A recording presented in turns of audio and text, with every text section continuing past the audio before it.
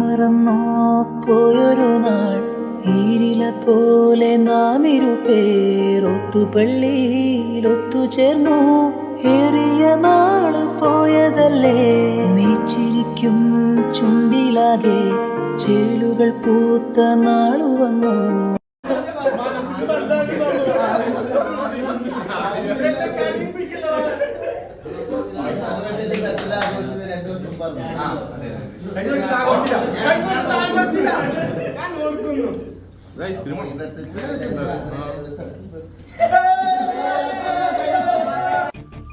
ചേട്ടാ അപമാനിച്ചു കഴിഞ്ഞെങ്കി ഞാൻ പോയിക്കോട്ടെ.